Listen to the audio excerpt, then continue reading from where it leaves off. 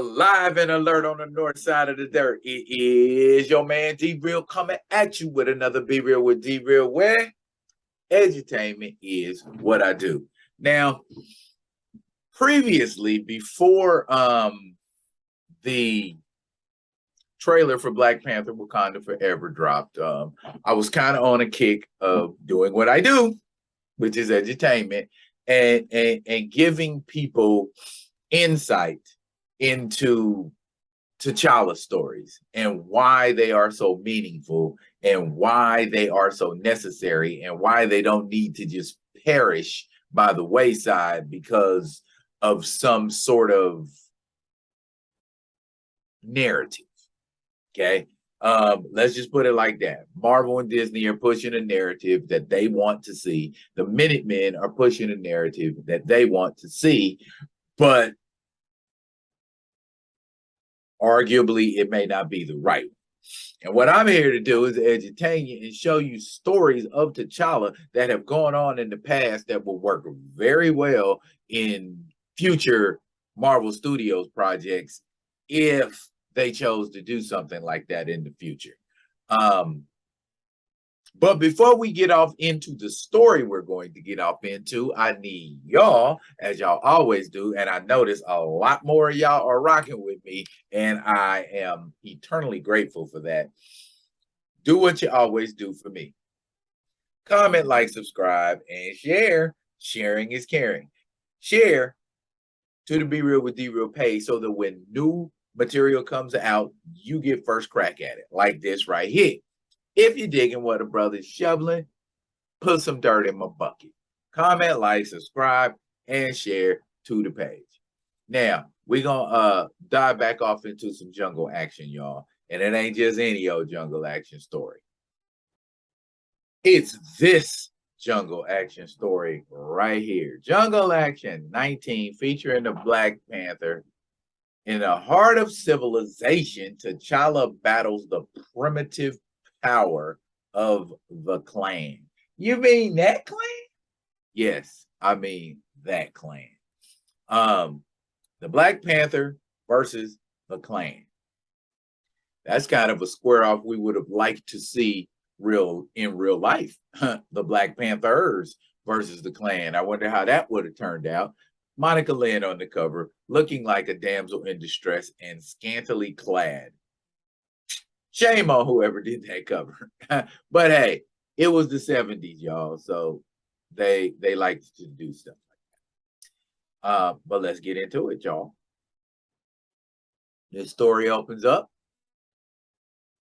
First, we see that it is a story written by Don, still invited to the barbecue, McGregor, and Billy Graham, not the evangelist. The Panther versus the Klan. But as we see a scene opening up here in a graveyard, that does not look like the Klan. Looks like another group of ne'er-do-wells. Let's learn why they're in this graveyard and what they plan to do. They are stalking Monica Lynn. They're in Georgia, if you didn't know.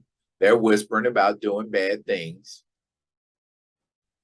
Monica Lynn is feeling some kind of way because she's visiting the grave of a dead relative. And she's about to get jumped on. And guess who sees that? Yep. Y'all guessed it the first time.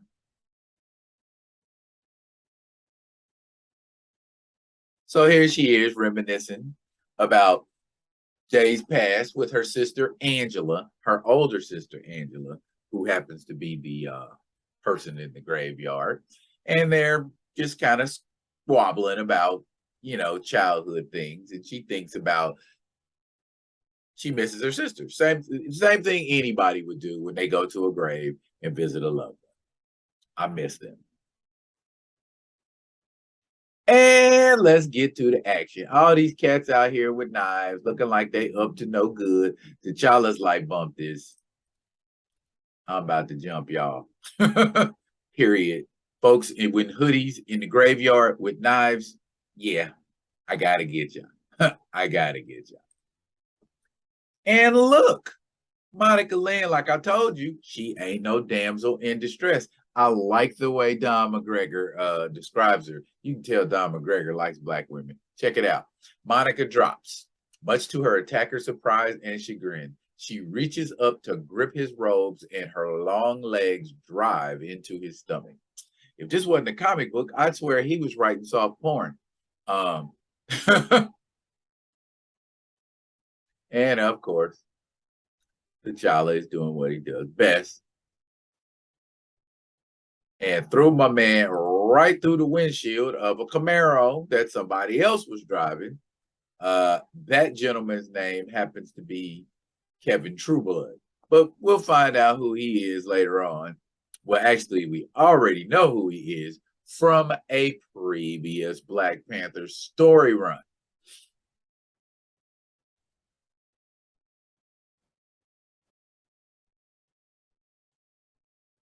Look at that vertical, man. We need more of that. We need more of that. A face plant. Splurp is the sound a face plant makes. Interesting. And out comes my man, ready to do something. And do something he does. Clocked one of them. Oh my goodness. That one ain't done. And he looked like he getting ready to do something to Monica. Like he want to do something to her. My man broke his hand. Hmm. They get involved later on, but that's post T'Challa. Is my man gonna try to stab her? Of course he is. He's got the knife. Yeah, he's gonna try to stab her. But we knew that wasn't gonna happen, didn't we, folks? T'Challa threw my man up in a tree. Well, he can't do any trouble or cause any problems there now, can he? Everything's back to the normal. Well, as normal can be in a situation like this. See, they're trying to escape violence, but they can't. He's the Black Panther. Violence follows him wherever he goes.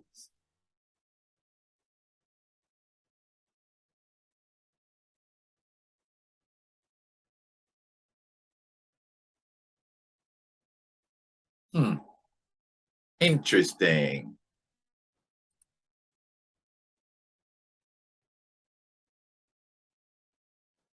His hand hurts because he broke it punching that guy. You know what? Every time I see Kevin Trueblood, which is who this fella is, he always has on the same clothes.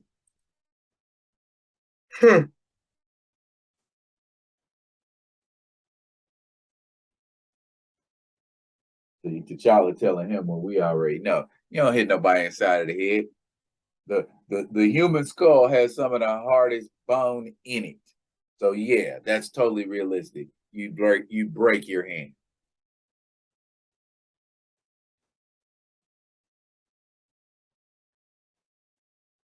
Now he's talking about some old corny shows that he used to watch and how folks would get hit in their jaws by the heroes. Yeah, them old shows from the 50s, them old cowboy shows, those old serials.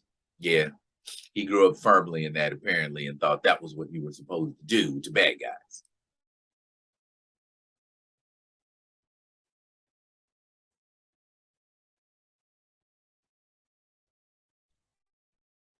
Yeah, when you throw somebody through the windshield of a moving car, yeah, T'Challa, they're going to have wounds. And a vertical up into a tree. Mr. Trueblood, Kevin Trueblood, makes for a good byline. I'm a reporter for the Judge's Son. Trueblood kind of make me think of Youngbloods and the Billy D. Williams anthem, 85. You know what I'm saying? I know you waiting for daddy. It won't be long, shorty. Be patient because I'm coming for you. Riding slow on 85, slow, taking it easy. I don't want nothing to keep me from you. That song was dope. I like that song. Anyway, did he really jump that high? Yeah, he did. You ain't never seen a superhero before, bruh? So he's just telling him he does stories. He's an investigative reporter. All right, homie.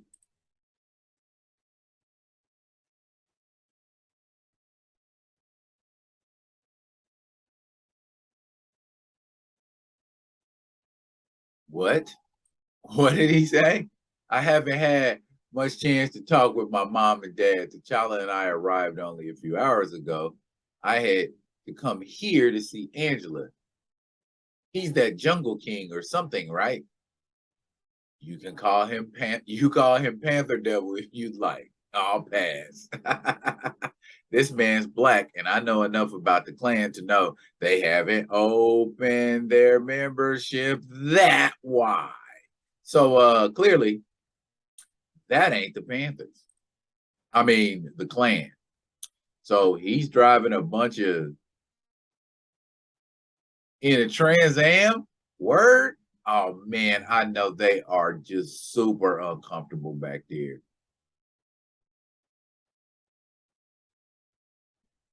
And T'Challa just like tossed them. Cops was coming with guns and he kicked the cops. I like to see that kind of stuff. T'Challa punking the cops. It's a refreshing change of pace from reality, wouldn't you say?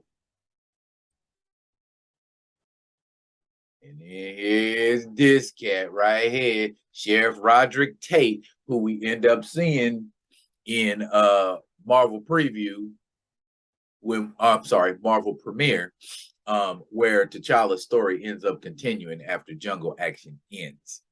We see him again. And these gentlemen in these robes are actually known as the Dragon Circle.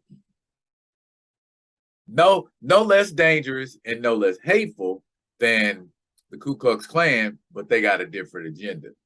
Let's just keep riding and see what's happening. T'Challa goes home to the Lynn household. Jessica Lynn is making lemonade. And T'Challa is not playing. He is eating. Look at that. T'Challa is going in on that chicken, bruh. Yeah, I like this. That's very, very realistic. No matter where you go on this earth, black people and chickens are quite fond of each other. And I don't mean that in no racist way. T'Challa ain't playing. He getting his eat on, ain't he?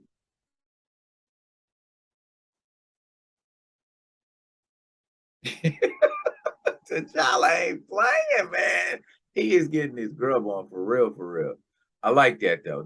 I mean, again, shouts out to my man Billy Graham for such a realistic rendering of somebody enjoying chicken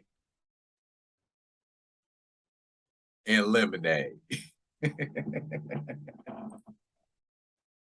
And here is Monica Led's dad outside. I think he's playing solitaire. And the way they're talking, you know what I'm saying? Very realistic.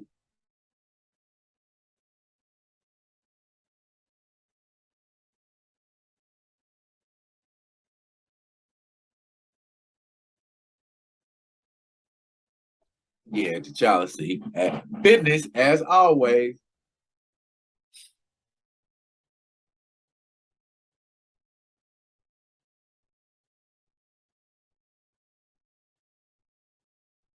See, T'Challa don't tiptoe. He like your sister's dead. Do we know why? And as if T'Challa is speaking prophetic words, this may not be the last attack of violence, the clan itself, but something called the Dragon Circle. Told you.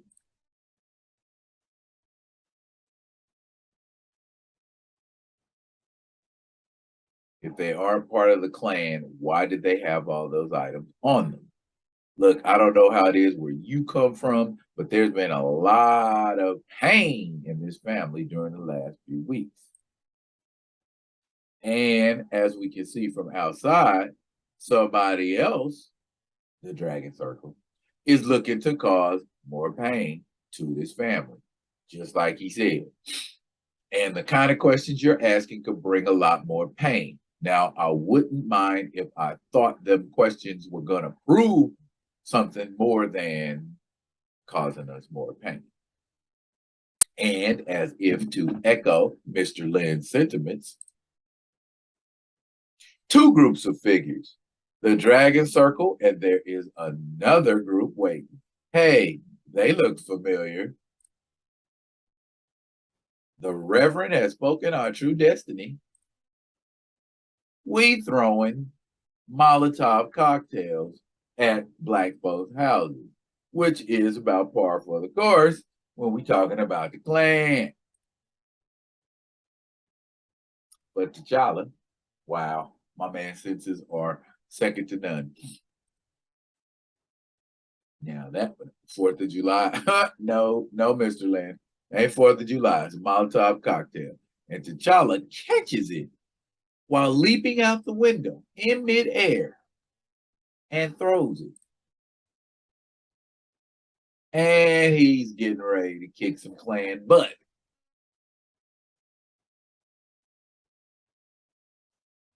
Like he always does. And there's the dragon circle and the Klan together. I guess they were all planning to attack, but they hadn't factored in my man T'Challa.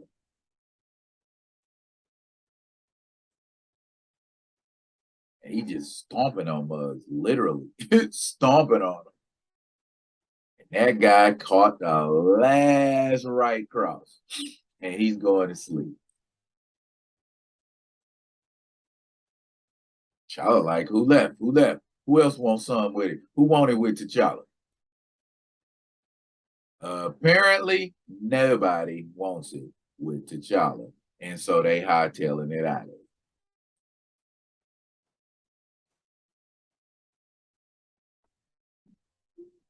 T'Challa always wanted to bring back an enemy alive versus murdering him. No Black Death, Mr. Coogler. And Papa's worried about his solitaire game versus all the drama that just went on. It ain't gonna end here, basically. You can bet on that. They told me a myth I wanted to believe. That's how T'Challa got down in the 70s against the Dragon Circle and the Ku Klux Klan. This is a 3-story arc. How convenient. I do 3-story arcs. So if you want to see how this story unfolds and continues, tune in for the next episode. And I will be coming at you with another one of them other ones. And until I do, y'all be good. Be good to each other.